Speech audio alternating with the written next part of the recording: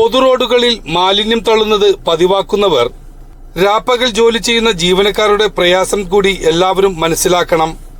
ജനങ്ങൾക്ക് ബുദ്ധിമുട്ടുണ്ടാകാതിരിക്കാൻ ഇവർ രാവിലെ തന്നെ റോഡുകളിലേക്ക് ഇറങ്ങുന്നു. നിങ്ങൾ ഓരോരുത്തരും തള്ളുന്ന മാലിന്യം പെറുക്കിക്കൊണ്ട് രൂക്ഷമായ ദുർഗന്ധവും പുഴുവരിച്ചതുമായ എല്ലാ മാലിന്യങ്ങളും ഇവർ നീക്കം ചെയ്യുന്നു. രാപ്പകൽ വ്യത്യാസമില്ലാതെയാണ് ജീവനക്കാർ ജോലി ചെയ്യുന്നത്. റോഡിനിരുവശവും പ്ലാസ്റ്റിക് കവറുകളുടെ അനവധി കെട്ടുകൾ കാണാം.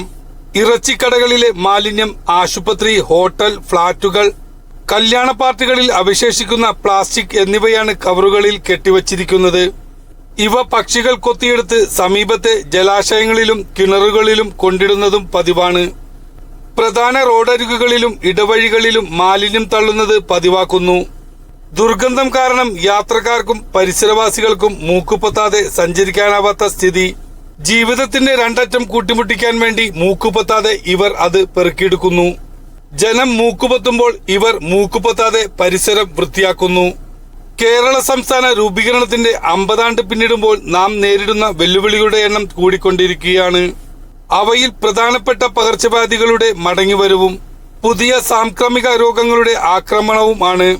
മാറുന്ന പരിസ്ഥിതിയും അതുമൂലമുണ്ടാകുന്ന പുതിയ പകർച്ചവ്യാധികളും കേരളം നേരിടുന്ന മുഖ്യ പ്രശ്നങ്ങളിലൊന്നാണ്. എലിപ്പനി, ഡെങ്കിപ്പനി, മഞ്ഞപ്പിത്തം പകർച്ചവ്യാധികൾക്ക് ശേഷം ഇപ്പോൾ ഉണ്ടാകുന്ന നിപ്പ, ചിക്കൻ ഗുനിയ ഇക്കാര്യങ്ങൾ നമ്മളെ വീണ്ടും ഓർമ്മിപ്പിക്കുന്നു. ഈ പശ്ചാത്തലത്തിൽ കേരളത്തിന്റെ മാറുന്ന പരിസ്ഥിതിയും മലയാളിയുടെ വലിച്ചെറിയൽ സംസ്കാരവുമായി ബന്ധപ്പെട്ട പ്രശ്നങ്ങളും പ്രത്യേകം ചർച്ച ചെയ്യേണ്ടിയിരിക്കുന്നു.